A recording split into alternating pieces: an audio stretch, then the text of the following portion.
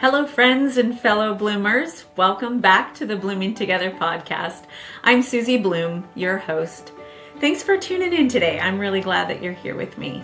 And I'm really glad to be recording this episode. So I'm still working on getting back into the regular scheme of things where I am doing an episode or sharing an episode with you every Monday for a little bit of motivation. And I'm working on some upcoming interviews as well. So I'm very excited about that. It's been way too long. So I am delighted that I have interviews on the calendar and I can get some of those because I recently went back through and was listening to my 100th episode and all of the little sound bites that I put together of the responses that my guests had when I asked them what blooming where they're planted meant to them. And I got emotional because it reminded me all over again why I'm doing this podcast. And that is to create a community where we're strengthening and encouraging each other to keep blooming despite the challenges that we face through just in our everyday lives and all that we go through all the time, and just having a place where we can connect and be hopeful and optimistic, but also realistic, understanding that life can be really hard sometimes. And so I get so much from you.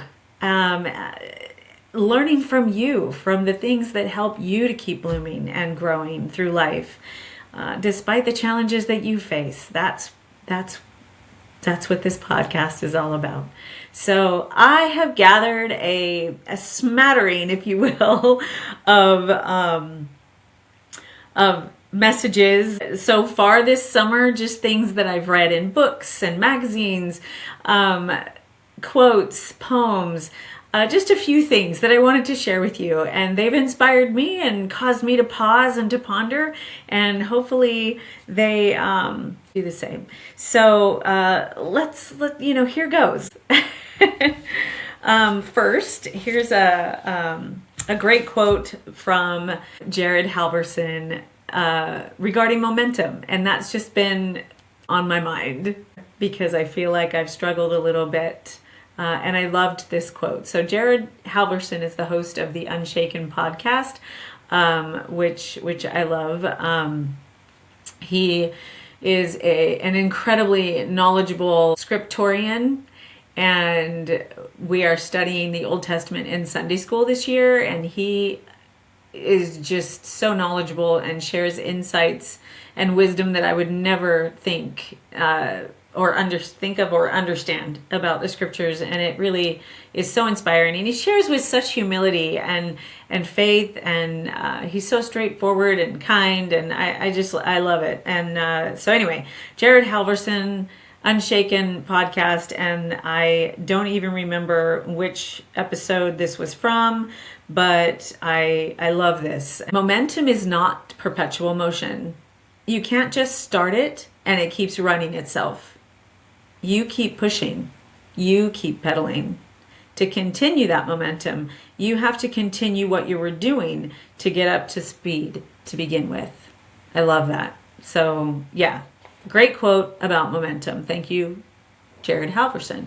So the next little message or quote I have is from a book I just finished. It was a good summer read. I don't know if where you are, you have those little lending libraries. They're little tiny little houses. They look like large bird houses, and they just kind of pop up in various places. And I was walking with my friend Shannon recently, former guest on the podcast actually.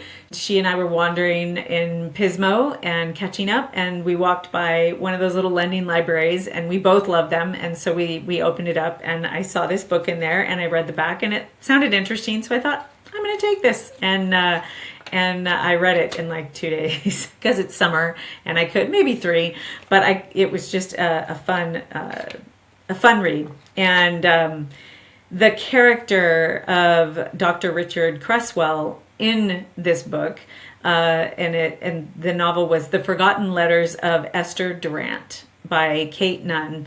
And I loved this little quote by this character. He's a psychiatrist, and he encourages his patients to get out and go for walks. He says, Fresh air and a tired body work wonders for the spirit.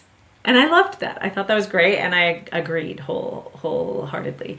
Fresh air and a tired body work wonders for the spirit. I thought that was fantastic. So fun. Anyway, and another quote that I wrote down, and this is Amelia Earhart, one of the most amazing female aviators. She says, "The most difficult thing is the decision to act. The rest is merely tenacity." I love that. And what a great word, tenacity. And I want to be more tenacious. And, all right, another one is from my Magnolia magazine, Chip and Joanna Gaines of Magnolia and Fixer Upper. And you may or may not have heard of them, but I get this wonderful magazine. And inside there was this great poem by William Martin. And here's a cool picture that went along with it. So, and for those of you that are just listening, either pop over to YouTube so you can see the video part of this, or yeah, sorry that you're not able to see it if it's just audio. So you can always see these videos on my YouTube channel, Susie Bloom. So, and that's just one word, Susie Bloom. So this one is called Make the Ordinary Come Alive. Do not ask your children to strive for extraordinary lives. Such striving may seem admirable, but it is the way of foolishness. Help them instead to find the wonder and the marvel of an ordinary life. Show them the joy of tasting tomatoes, apples, and pears. And I'll add nectarines, plums, peaches, strawberries, especially from Santa Maria Valley. Show them how to cry when pets and people die. Show them the infinite pleasure in the touch of a hand. And make the ordinary come alive for them. The extraordinary will take care of itself. I loved that. I thought that was kind of cool. So just kind of something to make you think. Yeah, the extraordinary will take care of itself. So make the ordinary come alive. Okay, another thing. I don't know how many of you have heard of James Clear. He wrote the book Atomic Habits, which is fabulous, absolutely amazing. And he has the best newsletter ever. It's called 321 Thursdays, comes out every Thursday. It's 3 ideas by him, 2 quotes from other people, and 1 question that he poses to you.